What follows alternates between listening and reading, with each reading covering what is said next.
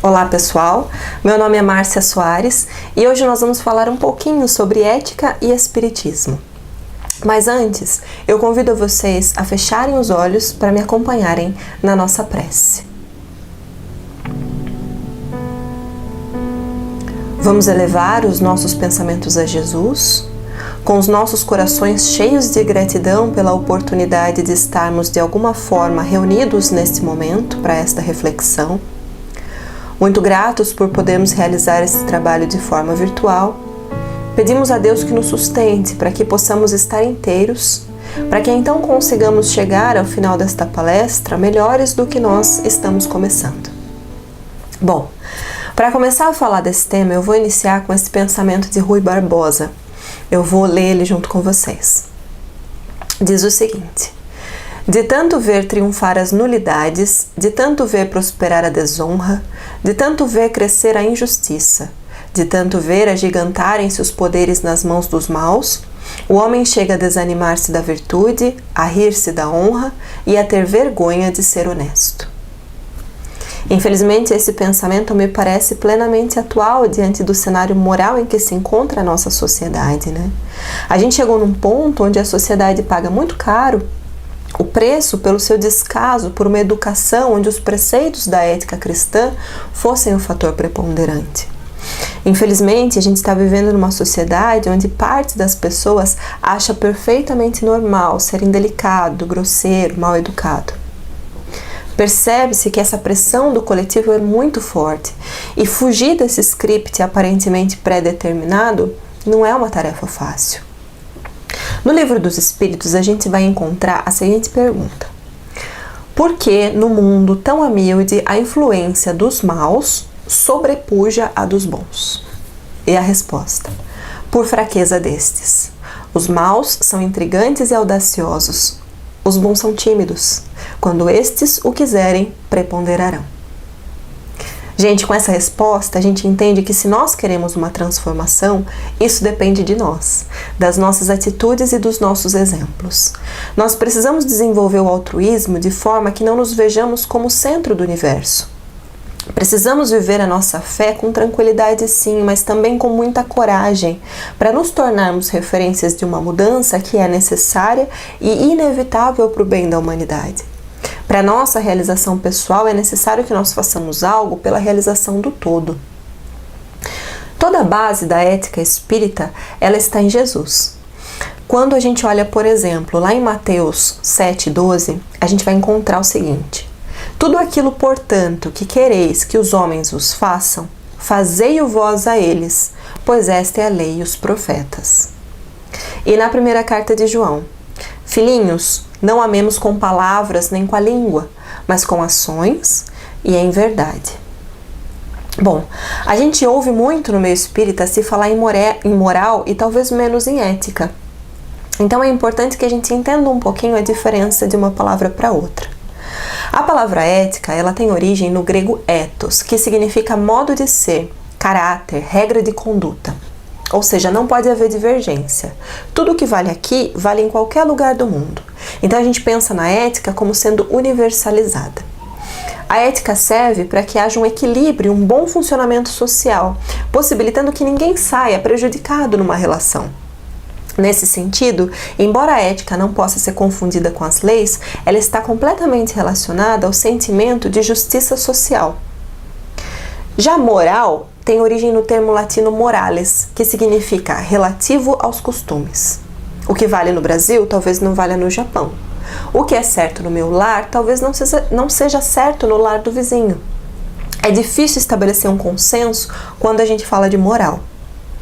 Bom, no meu entendimento, quando eu estudo doutrina, mesmo que eu leia a palavra moral, eu entendo com o sentido ético, como uma regra de conduta para o bem geral. E falando em bem geral, gente, nós somos seres gregários, seres sociais. O nosso percurso terreno é essencialmente realizado em meio a uma sociedade, da qual a gente faz parte e para a qual nós temos que prestar contas, né? Sobretudo pelo nosso comportamento. Eu vi num livro uma vez do médico e filósofo alemão Albert Schweitzer chamado Filosofia da Civilização, onde ele dizia que A nossa civilização está condenada, porque se desenvolveu com mais vigor materialmente do que espiritualmente. Seu equilíbrio foi destruído. É forte, né? Bom, eu discordo dele quando ele diz que nós estamos condenados porque nunca é tarde para mudar. Mas eu concordo no ponto do desequilíbrio. Quando Schweitzer fala em desenvolvimento espiritual, ele está se referindo a valores que são essenciais na convivência humana. A amorosidade, solidariedade, a fraternidade, ou seja, tudo aquilo que nos coloca numa rota que faz a nossa vida ter um propósito, ter sentido. Esses valores, eles nos auxiliam a viver eticamente, né? Pautando nossas ações nesses valores, nós podemos inclusive diminuir o sofrimento causado pela desigualdade, pelo desequilíbrio econômico, que faz, gente, com que algumas pessoas sejam atingidas por alguns males de forma muito mais intensa do que outras. Nós estamos vendo isso nesse momento da pandemia, não estamos? Bom, o ser humano vive em sociedade, nós convivemos com outros seres humanos e, portanto, cabe-nos pensar e responder a seguinte pergunta: como devo agir perante os outros? No livro A Caminho da Luz, de Emmanuel, tem um trecho que diz o seguinte: examinando a maioridade espiritual das criaturas humanas, enviou-lhes o Cristo, antes de sua vinda ao mundo, numerosa corte de espíritos sábios e benevolentes, aptos a consolidar de modo definitivo essa maturação do pensamento terrestre. As cidades populosas do globo enchem-se, então, de homens cultos e generosos, de filósofos e de artistas, que renovam para melhor todas as tendências da humanidade. Grandes mestres do cérebro e do coração formam escolas numerosas na Grécia, que assumia a direção intelectual do orbe inteiro. A maioria desses pensadores, que eram os enviados do Cristo às coletividades terrestres, trazem do círculo retraído e isolado dos templos os ensinamentos dos grandes iniciados para as praças públicas, pregando verdade às multidões. Pensando sobre esses espíritos sábios, nós vamos indubitavelmente chegar a Sócrates, que não deixou nada escrito, mas ele dizia que só é útil o conhecimento que nos torna melhores. Ele ensinava a arte de pensar com o intuito de reformar os nossos costumes, do micro para o macro. Ou seja, quando eu trabalho na minha reforma íntima, quando eu transformo a mim mesma, isso se reflete no meu lar, que quando se transforma, modifica o meu bairro, a minha cidade, o meu país, o meu planeta. Então a minha reforma íntima tem influência no mundo que eu vivo. Quando nós decidimos iniciar esse processo de reforma íntima, nós enfrentamos resistência interna que a gente não sabe muito bem de onde vem. Isso é, gente, além de muitas outras coisas, o medo de mudar, o medo de crescer. Porque a mudança nos obriga a nos reposicionarmos diante do mundo e diante da vida. Por isso eu diria que é necessário para iniciar esse processo de reforma coragem e muita vontade para permanecer nele, vencendo esses adversários que na grande maioria são internos. Vale lembrar que, como a nossa avó dizia, para baixo todo santo ajuda. Quando a gente decide subir, crescer, a gente enfrenta uma resistência interna e externa. Bom, também no livro A Caminho da Luz, a gente vai encontrar o seguinte trecho. A manjedoura assinalava o ponto inicial da lição salvadora do Cristo, como a dizer que a humildade representa a chave de todas as virtudes. Começava a era definitiva da maioridade espiritual da humanidade terrestre, de vez que Jesus, com a sua exemplificação divina, entregaria o código da fraternidade e do amor a todos os corações. Lembramos daquela passagem, gente, que fala sobre a estranha moral. Lembram dela?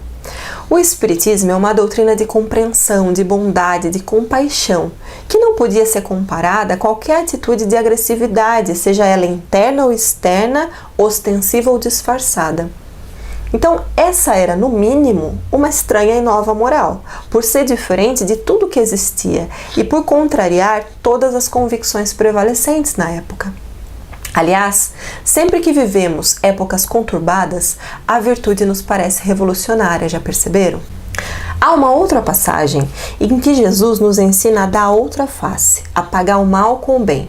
É uma das passagens mais lindas do Evangelho de Jesus, na minha opinião, e mais profundas também. Jesus não só condena a vingança, mas ele defende a importância do amor e da caridade, que é o princípio de toda a sua ética. Quando uma pessoa ela agride a outra, ela espera de volta pelo menos uma agressão, porque violência normalmente gera violência. Então, quando nós respondemos à violência com amor, nós interrompemos esse ciclo vicioso do ódio. Isso é fácil? Não. Exige coragem, e só quem já aprendeu que situações como essas são oportunidades de evolução consegue dar esse passo adiante, né? que não é fácil, como eu disse antes. A ética universal de Jesus, nesses versículos que a gente falou agora, é a máxima que devemos sempre pagar o mal com o bem. Que mesmo quando nós nos sentimos vítimas, que nós possamos ser instrumentos de evolução do algoz. É uma escolha. E quando a gente fala de escolha, isso me lembra Paulo de Tarso. Foi um grande divulgador dos ensinamentos de Jesus. Ele tem uma frase muito conhecida: todas as coisas me são lícitas, mas nem tudo me convém. Nem tudo que eu posso eu devo, nem tudo que eu quero eu posso. Então, quando eu desperto para essa consciência ética, eu percebo que essa liberdade que Paulo de Tarso cita, ela vai se ampliando na medida que nós avançamos eticamente. Liberdade, ela implica em responsabilidade, e é preciso que nós entendamos isso. Encontraremos essa base da doutrina, essa base ética, da doutrina, principalmente no Evangelho segundo o Espiritismo e no Livro dos Espíritos. No Evangelho, a gente vai encontrar a compilação de instruções éticas que foram feitas por Jesus. De início, isso pode parecer muito vago. Mas quando nós despertamos para sentimentos superiores e nos esforçamos pelo nosso aperfeiçoamento pessoal, nós percebemos que as lições de Jesus têm vida própria e que quando nós crescemos para Ele, seus ensinamentos crescem aos nossos olhos. Tudo passa a fazer sentido. Falando em sentido, vocês já devem ter se perguntado por que nós reencarnamos ou para que nós reencarnamos. A resposta é, gente, para nos educarmos. Não é castigo, é um processo educacional. Todo o sofrimento que a gente tem aqui serve para a nossa educação e não para a nossa punição. Quando nós voltamos, quando reencarnamos e exercitamos, nós evoluímos, nós melhoramos, nós crescemos. E qual é o primeiro local em que nós exercitamos a nossa ética? É no nosso lar.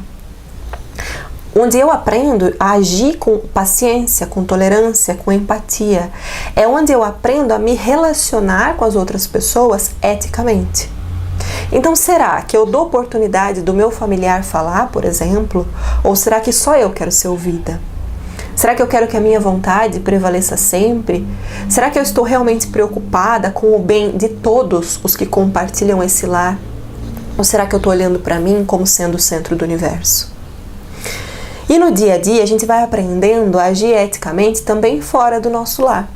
Quando pensamos, por exemplo, se nós devemos ultrapassar aquele sinal vermelho, ou quando a gente para em cima de uma faixa de pedestre, quando a gente fica com aquele troquinho que veio a mais, que não parece nada, quando a gente joga meio que sem querer aquele lixinho pela janela. Kardec, ele foi fiel à sua formação pedagógica. Então ele estruturou a terceira parte do Livro dos Espíritos, descrevendo uma por uma as 10 leis morais. Ele não fez isso para impor aos homens um comportamento padrão, mas para nos propor elementos para que nós pudéssemos pautar os nossos atos de acordo com princípios espíritas. Nós já ouvimos que reconhece-se o verdadeiro espírita pela sua transformação moral. E está tudo interligado.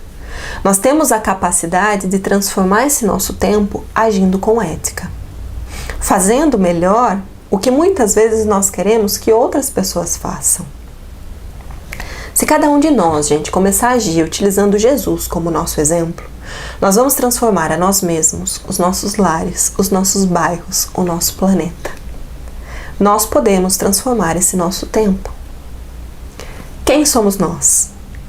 Eu frequentemente faço essa pergunta nas minhas palestras, porque nós somos muito mais do que nós normalmente pensamos que somos.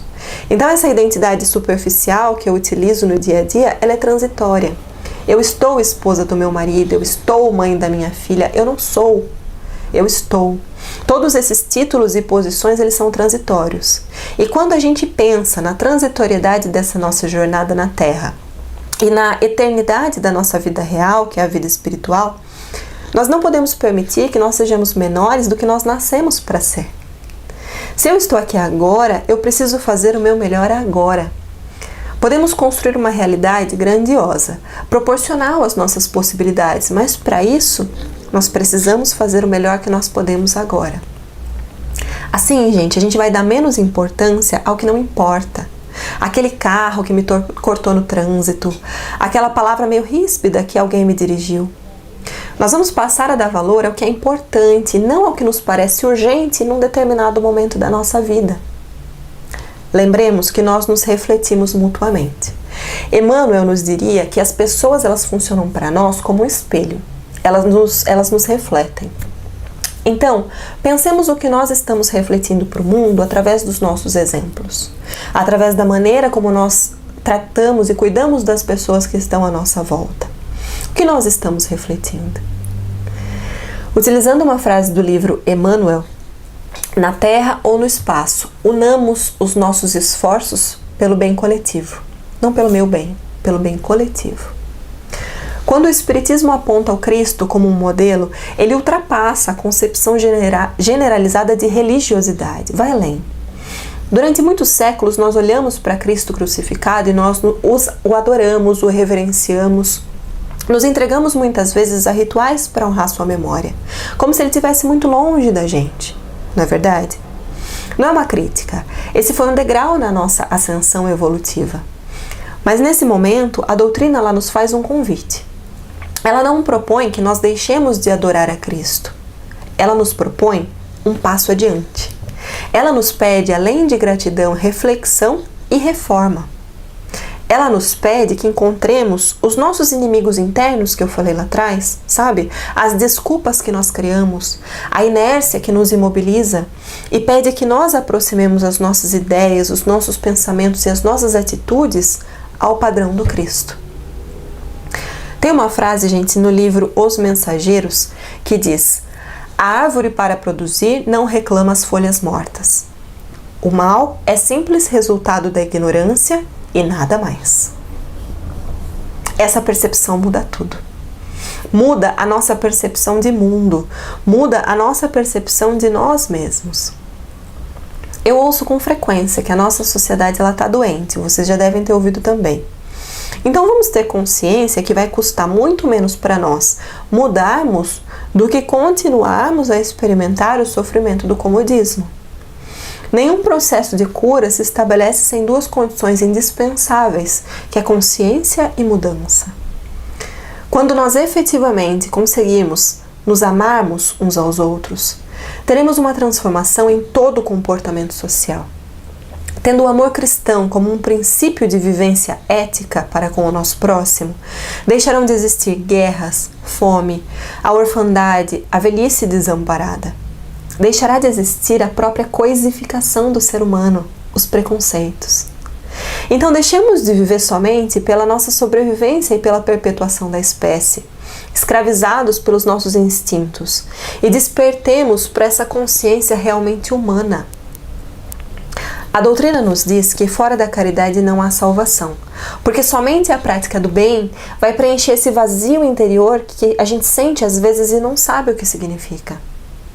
Estamos destinados à luz, então trabalhemos diariamente para nos aproximarmos dela. Trabalhemos diariamente para nos aproximarmos de Deus, criarmos intimidade com Ele. E a gente faz isso, gente, nos amando e nos instruindo. E para finalizar, eu convido a todos a fecharem os olhos para a gente fechar essa palestra com a oração de São Francisco, muito apropriada para o tema de hoje.